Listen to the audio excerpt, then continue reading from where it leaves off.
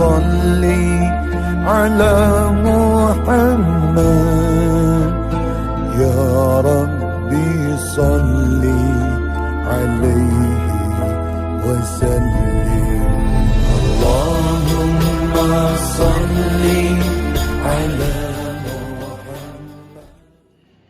Kedua, sudah kita berkumpul di sini, tentunya berkumpul bersilaturahmi, yang tadinya tidak kenal jadi kenal, yang tadinya kenal jadi dekat, yang tadinya dekat kalau posisi lagi halakoh gini, kengariung lah istilah Sundanya, seperti seakan-akan kemistrinya itu dapat gitu. Kemistri itu jadi rahmat. Tidak salah dalam hadis Nabi, alaikum bil jamaah fa innal jama'ata rahmatun. Aranjeun kamu harus banyak-banyak berjamaah karena berjamaah itu terdapat rahmat. Wal firaqu azab, dan berpecah belah itu dapat menimbulkan azab, malapetaka. Makanya kita harus sering-sering berjamaah seperti ini para hadirin. Soalnya hanya nanti kalau kita mati anu ngadoakeun, nu ngajikeun, bahkan anu bungkus lagi teman-teman ya sekomunitas seperti ini. Da orang lain mah palingnya hanya datang nya kumaha umur paling hanya ngomong. Tapi yang seperti kita semua ini, mereka lah yang akan mendoakan, bahkan tahu bakal menyolati, mengkafani, mensolati, dan mengantarkan jenazah kepada pembaringan terakhir.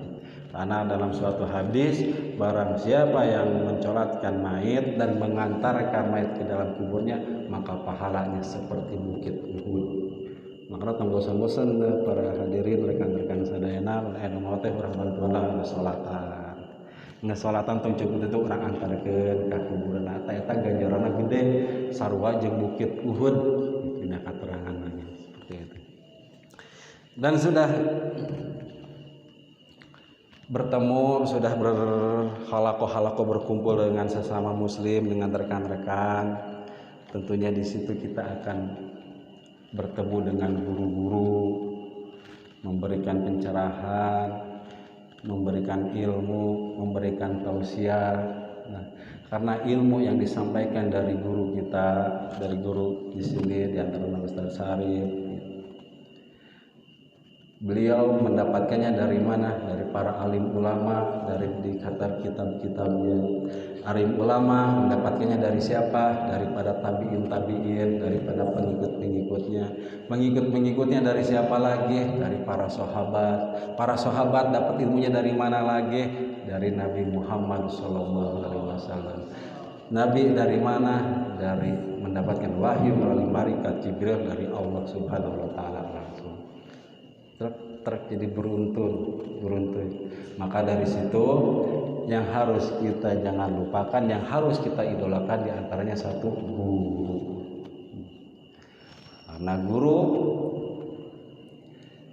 Karena kita bisa menjadi seperti ini karena guru. Laula murabbi ma'arabtu rabbi. Kalaulah bukan karena guruku, maka aku tidak tahu siapa Tuhanku. Itu ada istilah Arab seperti itu. Kalau bukan karena guru, saya itu tidak akan mengenal siapa Tuhanku. Tadi terus dibahaskan rentetan. Tentunya dalam masalah ini kadang-kadang kita suka mirisnya. Di sekolah-sekolahan ada seorang murid mukul gurunya sampai meninggal atau di mana, saya miris itu. Kumaha arek barokah atau ilmu. Itu pertama harus menghormati guru. Saya pernah mendengar dulu ada seorang ulama, orang kiai di Banten. Mereka hafal Alfiyah 1002 lembar, 190 bait.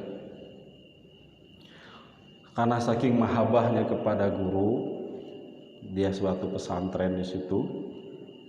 Di suatu pesantren, waktu itu zaman Belanda tahun 40-an, PKI menangkap gurunya kiai-kiai. Karena waktu itu kalau ke tren-trena ke nyokotan kiai-kiai waktu zaman Belanda. Dari santrinya yang 100 orang, cuma yang tersisa 2 beliau. Dia menunggu di situ karena kenapa? Karena saking mahabbahnya kepada guru, dia tidak mau pulang ke rumah tanpa izin seorang guru. Dan di situ kiainya itu, gurunya itu dipenjara kurang lebih 3 tahun. Di pesantren dari yang ratusan santri cuma tersisa 2. Kerjaannya apa? Waktu gurunya nggak ada, ngajar hewe, yang ngajarin nggak ada, dia ngerjanya nyangkul mengurusi kebun-kebun guru. Dan sesudah gurunya dibebaskan, dia ngomong kepada istrinya, santri sekarang pada kemana? Santri sekarang tinggal 2 lagi. Siapa? Namanya itu Mama Maribaya. Tuh tinggal 2 aja. Sekarang lagi di mana? Lagi nyangkul. Jadi pegawai itu ngacu nih nguruskan kiai, kebun kiai. Terus dia disamperin si 2 santrinya itu, kenapa kalian masih berada di sini sedangkan aku tidak ada? Saya mahabbah kepada aku kiai, mahabbah. Sekarang pulang dan amalkan ilmu itu di rumah kalian. Dan sudah ada sudah ada izin dari gurunya itu, akhirnya pulang. Dan dia apa yang terjadi, saudara-saudara? Waktu itu saya pernah ngelihat tanahnya aja, dia waktu itu tidak mau dipanggil Abuya, dia lebih senang disebut Akang. Ingat tuh, gak mau disebut aja, saking tawadu. Padahal orang sekitar sudah menyematkan nama Abuya, tapi nggak mau karena emang ahli alat, ahli nahu, ahli sorob, pakar bicara nama. Karena saking tawadunya dia nggak mau dibilang Abuya, saya lebih senang dibilang Akang. Dan bukan di situnya lagi, bahkan tanah sawahnya sampai pemerintah waktu itu zaman Soeharto tidak boleh lagi membeli kepada dia karena saking kulobahna, lain puluhan hektar deh tapi ratusan hektar sawah itu. Tapi karena orang tawadu, pekerjaan itu kita maju tidak memperlihatkan saking kulobana. Dan pernah bercerita, Abuya kok kenapa seperti ini? Dia cuma jawabnya simpel, saya bisa seperti ini karena mahabbah kepada guruku waktu itu. Seperti itu. Maka itu dari situ ada barokah dari guru. Maka dari situ ayo orang sama-sama muliakan guru kita. Ya pun apapun yang terjadi kita jadi seperti ini berkat di situ ada guru yang menasihati kita dan ada yang membimbing kita tanpa sadar dan disadari. Para hadirin yang saya hormati, setelah kita mengidolakan satu guru, kedua tentunya Nabi Muhammad SAW.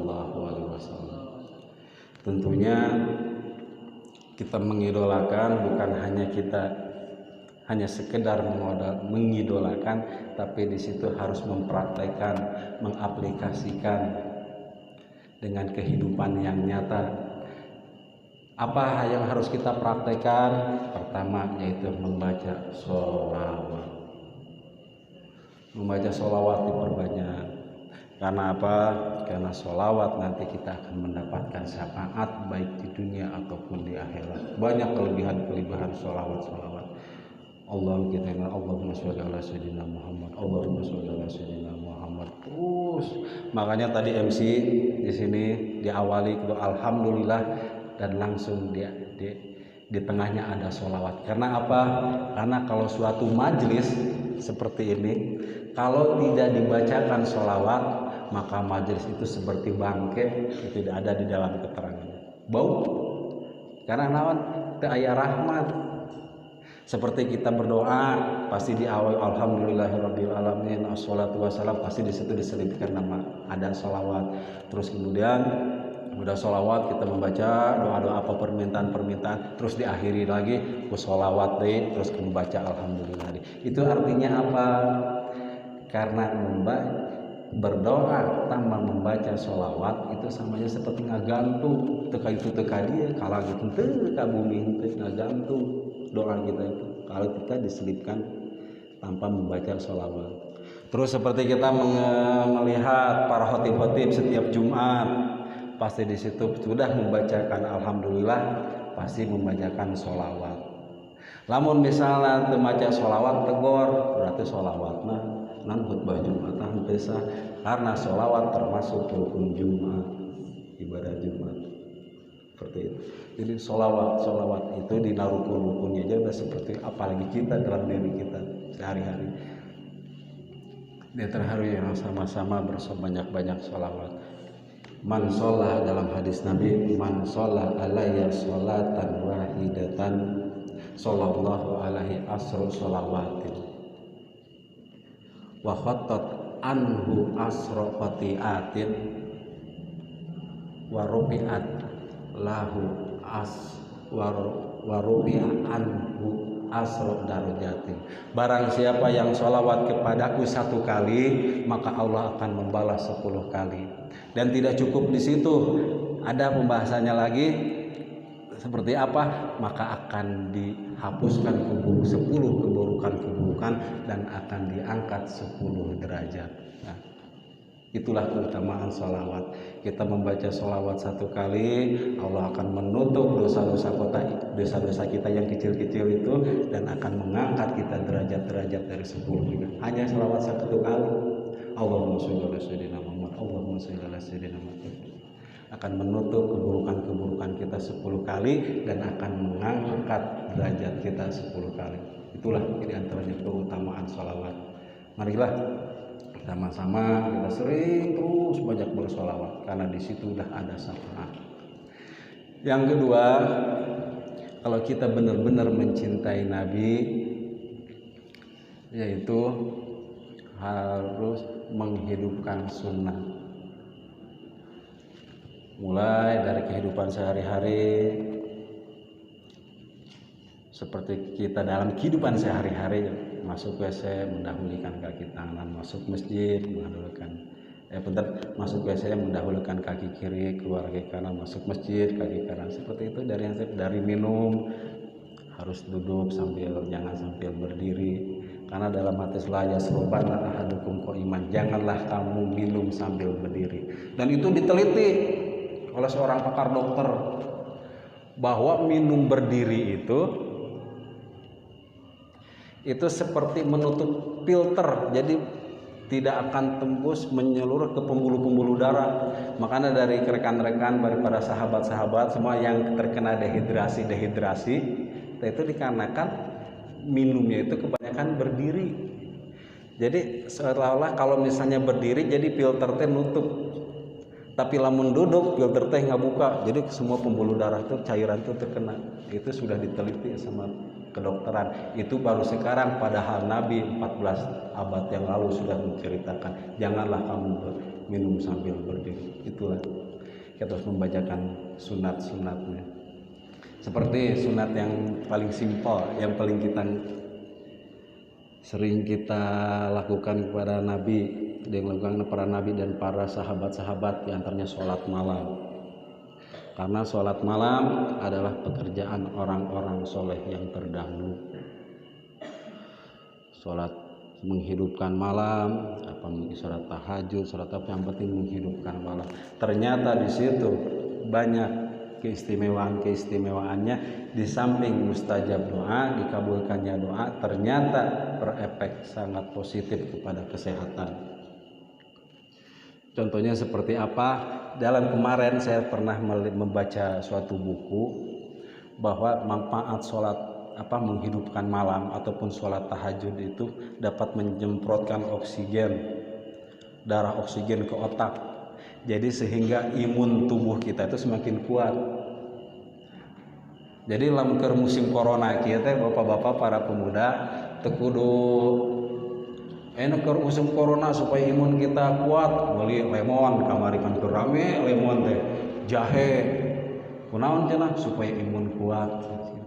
Padahal mah ke orang muslim teh kitu hidupannya tiap malam sepertiga malam salat tahajud itu akan menambah imun itu sebaik kuat. Dan itulah yang terjadi orang-orang soleh terdahulu, terutama kepada para pemuda-pemuda. Keutamaannya yang sering melakukan sholat malam siapa? Pahlawan kita Muhammad Sultan Al-Fatih. Muhammad Sultan Al-Fatih dia yang penaklukan Konstantinopel yang sekarang di negara Turki Eropa. Dengan usia berapa? Usia 21 tahun. Dawamnya apa yang sering dia kerjakan? Dari mulai balik, dari kurang lebih umuran 12 sampai 14, dia sampai 21 tahun pekerjaannya sholat malam tidak pernah terputus tahajudnya. Makanya dia seorang pemuda itu dia bisa selain ahli strategi, dia bisa menuntaskan meruntuhkan Konstantinopel yang sekarang negara Turki di bagian Eropa. Terus siapa lagi? Khalid bin Walid. Khalid bin Walid kelebihannya ialah ahli strategi perang. Ahli strategi perang. Biarpun dia tidak takut kalau misalnya musuh sebanyak apapun musuh, kalau kita sedang berhadapan dengan musuh, dia langsung mengotrak-ngotrik, langsung ngatur strategi, dan musuh itu kalah dengan strategi beliau. Itulah kutub para tabi'in Khalid bin Walid. Terus siapa lagi? Seperti pengusaha kaya Abdurrahman bin Auf. Abdurrahman bin Auf dalam halakoh-halakoh ini dia pernah mendengar, ini cerita sedikit.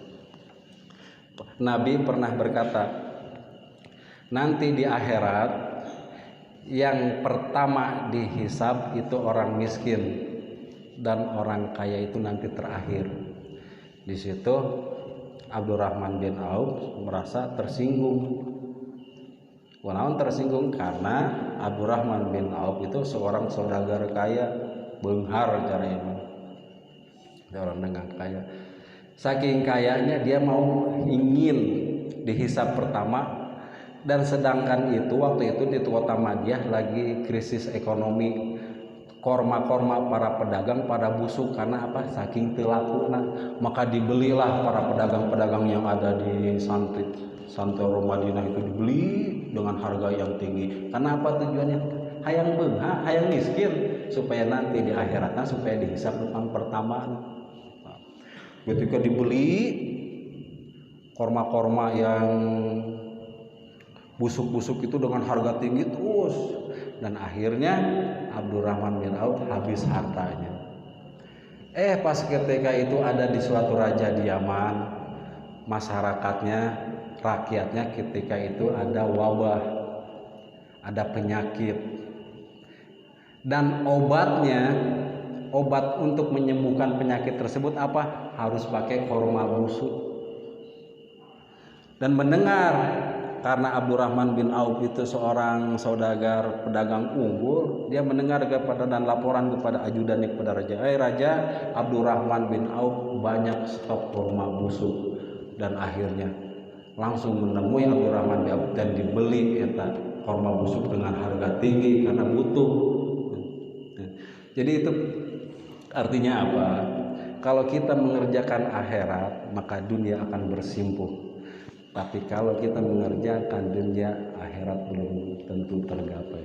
Jadi akhirat dulu yang kita harus perbuat semaksimal mungkin, karena lambat laun pasti dunia ataupun harga akan mengikuti. Seperti siapa lagi yang harus kita idolakan sebagai muslim? Sa'ad bin Abi Waqqas. Sa'ad bin Abi Waqqas adalah seorang pemanah yang unggul.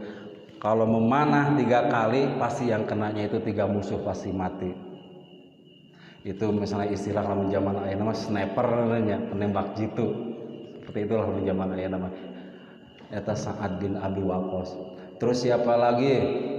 Salahuddin Al-Ayyubi. Salahuddin Al-Ayyubi selain jago duel satu persatu, selain ahli peperangan, dia juga ahli pengobatan. Dia adalah Salahuddin Al-Ayyubi. Banyak. Kadang-kadang di zaman ayeuna gitu, kadang-kadang sok ngaidolakeun Superman, Batman, Superman make calana jero nage tibalik, usang karek diidolakeun. seperti kumaha ya. Padahal jangan dilupakan itu seperti pahlawan-pahlawan yang Abdurrahman Sa'ad bin Abu Waqqas, terus kemudian ahli peperangan Khalid bin Walid, Muhammad Al-Fatih, Abdurrahman bin Auf, terus siapa lagi satu lagi? Ya situ. Jadi pahlawan kalian yang pernah nyata dan pekerjaannya apa? Pekerjaannya sholat malamnya tidak pernah terputus. Jadi orang-orang terdahulu tuh, bapak-bapak, para pemuda, kalau malam hari itu dia itu cengeng, menangis, bersimpuh. Tapi kalau di siang hari garang. Orang-orang terdahulu, makanya kita sering menghidupkan sholat malam. Yang terakhir, kalau misalnya kita mengidolakan Nabi, tentunya kita harus berakhlakul karimah. Akhlak bisa diartikan juga budi pekerti, ataupun tabiat, ataupun kebiasaan. Akhlakul karimah, karimah terpuji, bisa diartikan juga perbuatan ataupun tabiat-tabiat yang dapat memuliakan. Begitupun dengan kondisi situasi yang seperti sekarang ini, dengan kebiasaannya kita harus berusaha menjadi orang yang terbaik, berakhlakul karimah, tapi dengan tuntunan agama kita. Jangan sampai nanti kita sering hadir pengajian, akhlak kita jelek dikarenakan mengikuti yang hal-hal yang tidak di luar dari syariat Islam. Itulah para hadirin, para jamaah, bapak-bapak rahimakumullah. Jadi kesimpulan yang dapat kita ambil, yang pertama yang harus kita idolakan, yang pertama yaitu guru. Karena dengan guru, laula murabbi ma arabtu rabbi. Kalaulah bukan karena guruku, maka aku tidak akan tahu siapa Tuhanku. Jadi yang pertama guru. Dan yang kedua yaitu Nabi Muhammad Sallallahu Alaihi Wasallam. Dengan mengaplikasiannya, yaitu pertama memperbanyak sholawat, kedua melaksanakan sunat-sunatnya, ketiga berakhlakul karimah. Mungkin itu diantara poin-poin yang dapat saya berikan kepada hadirin semuanya. Saya terus terang sangat bangga sekali dan sangat bersyukur sekali berada di tengah-tengah para hadirin semuanya, karena pada dasarnya beginilah anak muda, para pemuda ataupun bapak-bapak yang ada di Masjid Jami Al-Islam. Jarang-jarang ayeuna poe Minggu, kadang-kadang poe Minggu teh pan waktuna ulin ya. Burang ulin, wayah kita bejeuna capek, tapi pemuda Jamaah Masjid Al-Islam sangat luar biasa sampai menyisihkan waktunya untuk taklim. Takbir, Allahu Akbar. Mungkin itu saja yang dapat saya sampaikan. Mohon maaf apabila ada kata-kata yang kurang berkenan. Usikum wa nafsi bitaqwallah. Wassalamualaikum warahmatullahi wabarakatuh.